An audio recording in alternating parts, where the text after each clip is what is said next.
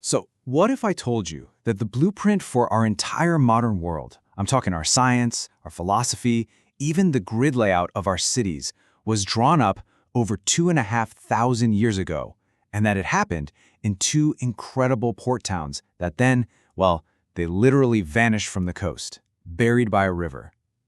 Today, we're going to unearth the amazing story of Miletus and Priene, the lost cities that basically invented the future. You know, to really get how special this place was, you just need to hear one story. So, legend has it that Zeus, the king of all gods, gets into this big argument with a regular, poor citizen of Miletus. And Zeus gets frustrated, right? And he thunders, "Hey, watch it. You annoy me anymore and I'll strike you down with a lightning bolt."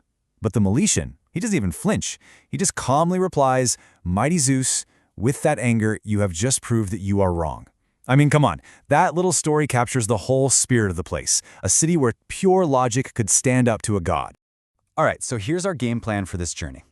First, we'll see why Miletus was called the Jewel of Ionia. Then we'll explore its incredible role as the birthplace of reason, and see how that thinking literally created the blueprint for our modern cities. After that, we'll walk through the ruins, uncover the tragic story of the river's betrayal, and finally, look at the incredible legacy that was eventually unearthed. Okay, first stop, Miletus, the Jewel of Ionia. You know, to the ancient historian Herodotus, this wasn't just some other city. It was one of the biggest and most important port cities of its time, a real powerhouse on the Anatolian coast. Miletus's success was all about location, location, location. It was perfectly placed right at the crossroads of Europe and Asia. This sweet spot made it a massive hub for trade, and through its colonies all over, it just raked in incredible wealth. And we're talking about its golden age here, back in the 8th and 7th centuries BC. It wasn't just rich, it was a global capital of civilization, art, and importantly, science. But here's the thing. The city's greatest export wasn't some product you could ship. It was an idea.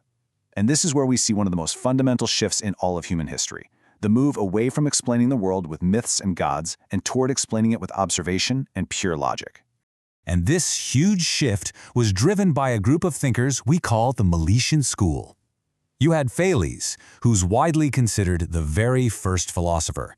Then you had his students, Anaximandros and Anaximenes, who carried the torch. And then there's Hippodamus, a brilliant mind who took all their philosophical ideas about order and logic and applied them to a really practical problem. How do you build a city? So this group, also known as the physicist school, did something that really changed everything. Instead of asking which god caused an earthquake, they started asking what caused the earthquake.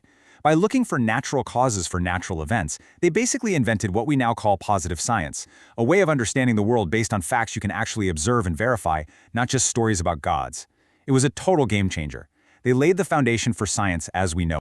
And this new, rational way of thinking, it wasn't just kept in books or for philosophical debates. No way. They etched it into the very stones of their cities.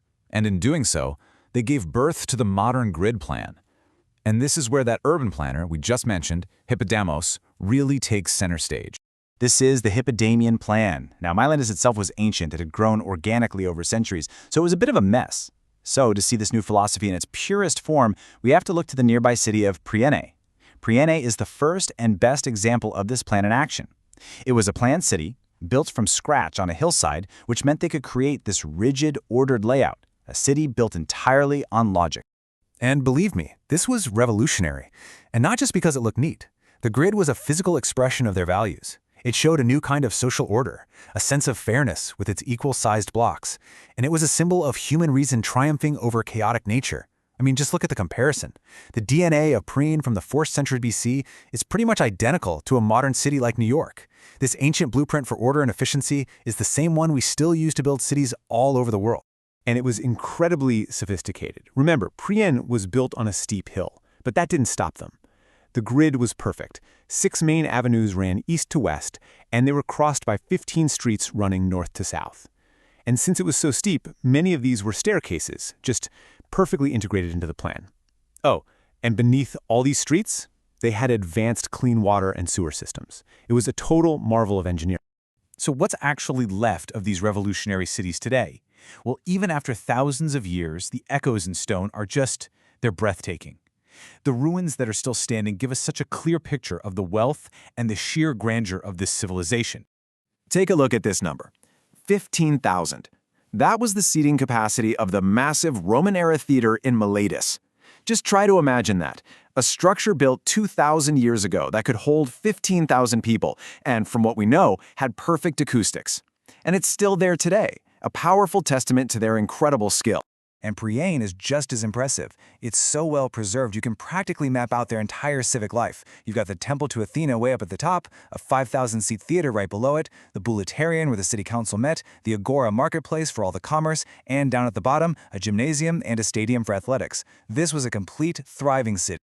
And just to give you a sense of the kind of talent they were working with here, the guy who designed Priene's main temple, an architect named Pythios, he was the exact same architect who designed the mausoleum at Halicarnassus, one of the 7 wonders of the ancient world. So yeah, they were literally hiring the best of the best, the rock stars of the ancient world, to build these cities. But for all their logic, all their wealth, and all their brilliance, there was one thing they couldn't control: nature. The very river that gave them life would, over many centuries, become their undoing. This is the tragic story of the river's betrayal. So the Buke-Menderus River, they call it the Meander back then, flowed into the sea right at Miletus. And for centuries, this was a huge blessing. But the river also carried with it tons and tons of sediment and silt. And slowly, relentlessly, all those deposits started building up, pushing the Aegean coastline further and further west, leaving these once bustling ports completely high and dry. Now, this wasn't some sudden disaster. It was a slow, agonizing decline. After peaking way back in the 7th century BC, Miletus survived being conquered by the Persians and even thrived as an independent city under Roman rule. But that river was always working, always dumping silt. By the 13th century AD, what was once one of the world's greatest harbors was now miles inland. Its lifeline to the sea had been completely cut, and its importance just faded away into history. The cities were buried, but the story definitely doesn't end there. Because, you see, while you can bury stone, you can't bury an idea. And the legacy of Miletus and Priene was eventually unearthed, and it proved to be far more durable than any building they ever constructed. Today, the Miletus Museum stands right across from the ancient city. It carefully preserves all the artifacts recovered from the ruins of Miletus, Priene, and other nearby sites. It's like a modern guardian for this ancient story, making sure it's never truly lost to time. The truth is, the enduring inheritance from these lost cities is all around us. It's in our philosophical debates and our scientific method. It's right there in the grid pattern of our streets and the design of our public squares. They gave us the intellectual and the physical blueprints for so much of our civilization today. Which kind of leaves us with one last thought. Miletus and Priene were brought down by a slow-moving, unstoppable force of nature that they just couldn't see as a major threat until it was way too late. It really makes you wonder, doesn't it? What slow-moving river, maybe it's technological or environmental or social, what slow river might be quietly changing the course of our own world right now?